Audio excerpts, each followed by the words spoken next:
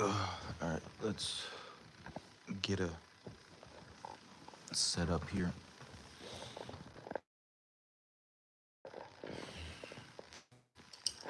So, we're back, you guys. And as you guys can see from the title, we're going to be talking briefly about why Islam is a bad idea. And I say briefly because I don't have that long today. I have to go pick up some people from a kid's birthday party and then go to work.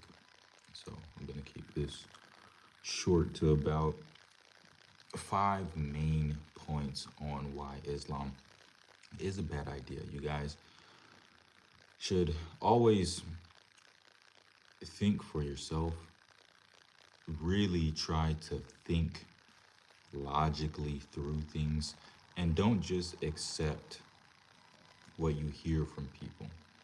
All right, it's best if you do a little bit of digging and research on topics and not just go by what you hear, because oftentimes things do sound really good surface level, but once you begin to peel back the layers, that's when you find the shit. And that's what we have with Islam. Islam is a religion of peace. It's so beautiful. Look at us doing our prayers, Ramadan. Yeah, all that stuff sounds lovely.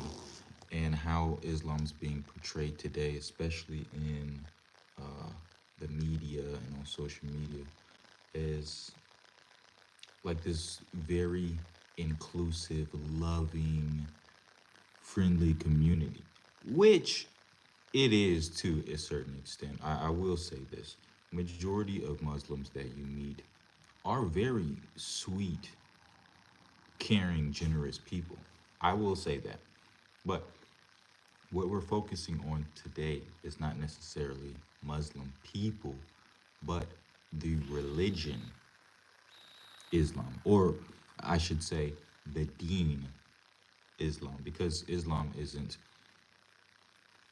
really a religion, it's a deen, which is a complete way of life. Right? So Islam includes religion, faith, belief, but also incorporated within this framework is how you're to act, how you're to behave, judicial laws, political motivation.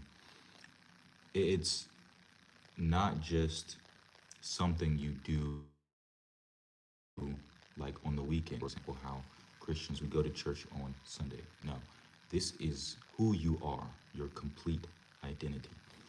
So, first reason why Islam is a bad idea, and there are several, but I'm going to keep it to just 5 today, is because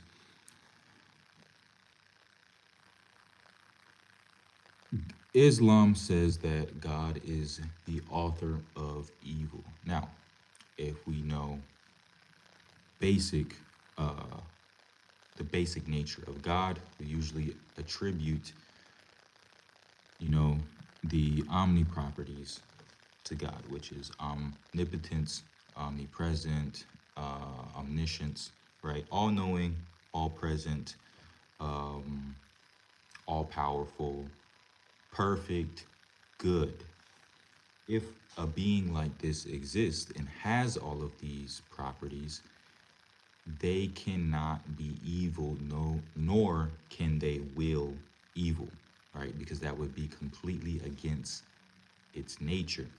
There can be no evil found inside of God, and God cannot make evil or push evil out. Evil is just the absence of good. However, within the framework of Islam, they believe that God is the author of evil. Crazy.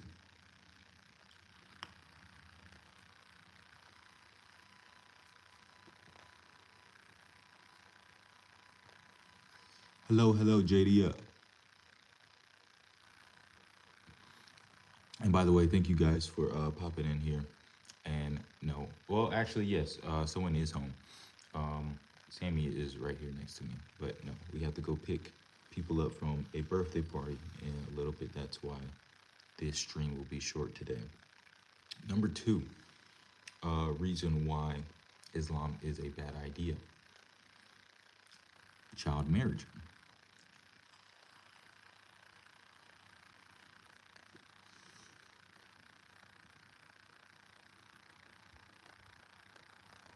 This is very easily accessible information.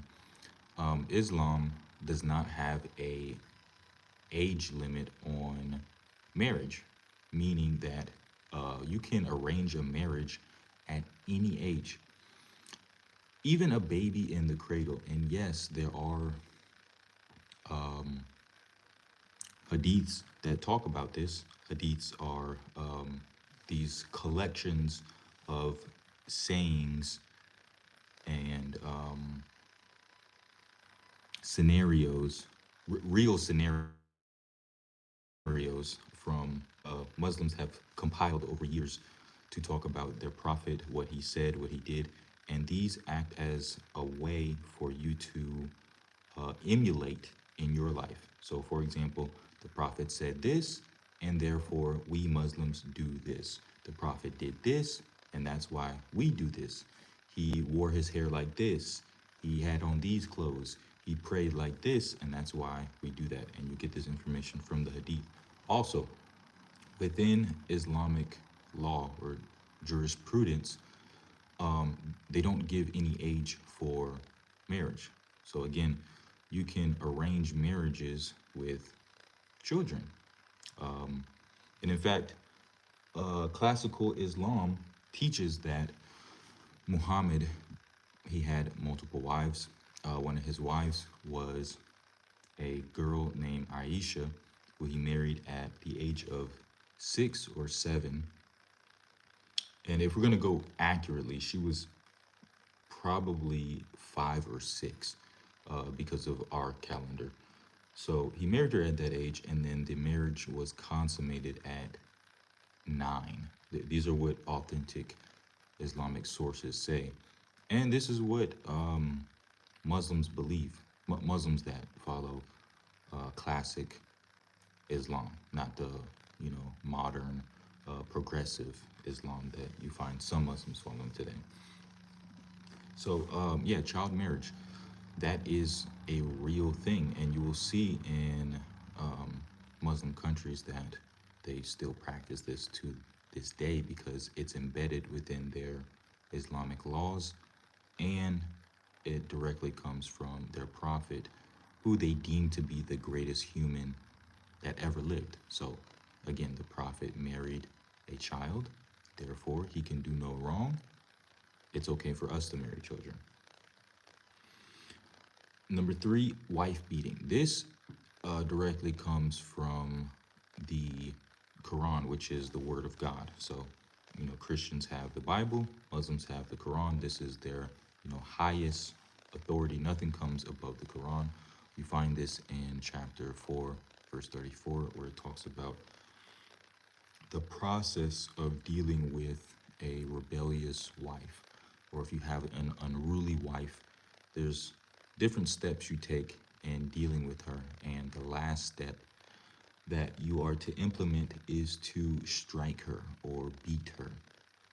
Now, there's several commentaries speaking on how you beat her, but nonetheless, it's built within Islam that beating your wife is something that the man has the right and authority to do if she is out of control, unruly, or disrespectful, or what is the other word I'm looking for? Disobedient. Disobedient. That's the word. The last point I want to touch on, you guys, on why Islam is a bad idea is because there's no assurance in heaven except for one. And that reason is you can make it to heaven, to the Islamic paradise, if you are to die as a martyr, which giving your life for Islam. And this is why you see so many terrorist attacks, because they believe if they die in a state of martyrdom or jihad, that they will be rewarded accordingly. So you die killing a bunch of non-believers in the name of Allah, you will be guaranteed paradise. Now, within this paradise, essentially, Islamic paradise is just your imagination just gone wild. It's basically a giant orgy of whatever you want, and truly, it's an orgy. You're guaranteed, in some hadiths, that you will have between 70 or 72 virgins. Now, these are not human virgins. These are something called horis. They're a different type of creature, but nonetheless, you can have sex with these women whenever you want, right? They're just yours to have. And also, in addition to this, you can have anything you want, right? Literally anything. So you're in this Islamic paradise, having sex, having all the pleasure you want. This doesn't really sound like heaven. This just sounds like a giant demonic orgy, right? This doesn't resemble heaven at all. And another thing, too, to touch on this concept of Islamic heaven is that you won't really be able to see God. And this is the biggest thing. That's not the word I'm looking for, but we'll go with that. This is the biggest thing that humans are actually desiring, is to see God face to face, right? But because the Islamic idea is that you can never truly see God, because God is completely separate from his creation, right? It kind of defeats the whole purpose of heaven. The Islamic understanding is that God doesn't enter into his creation, and that would also include heaven. So here on earth, obviously, we're unable to see God. And when you die and finally make it to heaven, you will still not be able to see God, because Allah doesn't enter into heaven, because heaven is a creation. Now, I mean, we can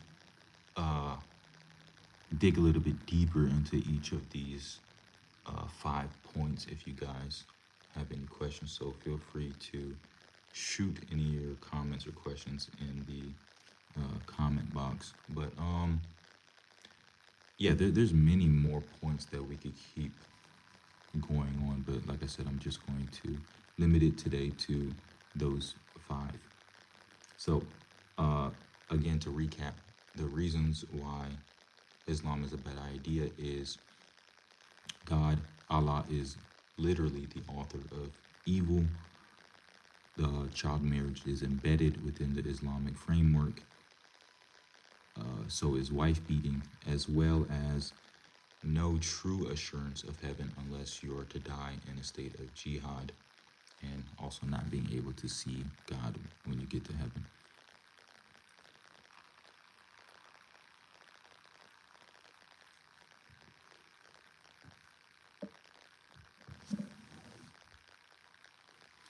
In the past, I would say that the biggest reason for me would be the whole child marriage situation, because I just find that completely vile, disgusting, how you could have a religious framework that allows for such a disgusting thing to take place. The destruction of the innocent ones, the young children. That for me still is very high, but I would say that God being the author of evil completely shatters this whole framework, because that is completely antithetical to who God truly is. So, a little bit of Dr. Pepper cherry flavor. That, my guys, is all I have for you today. And again, now that we're up and running, we're going to continue this conversation and also touch probably tomorrow on sim theory and revisit reincarnation. Because again, all of these topics are extremely important for the fact that they all sound great. They sound really good surface level, but when you begin to peel back the layers, you see how problematic these things are. And when you begin to just give a little bit of thought to each of these topics, you see how ridiculous they are. That's all these things are. It's just ridiculous, and you should have enough common sense to realize that you cannot hold on to these beliefs anymore, and to let them go and find better ones.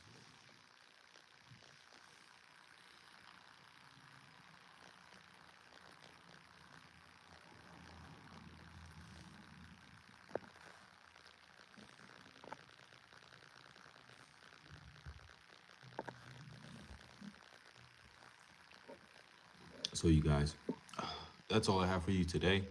Thank you guys for tuning in, watching my TED Talk, and I'll see you guys tomorrow in the next one. Hope you guys have an amazing rest of your day. I know I am. Love you guys. I'm out.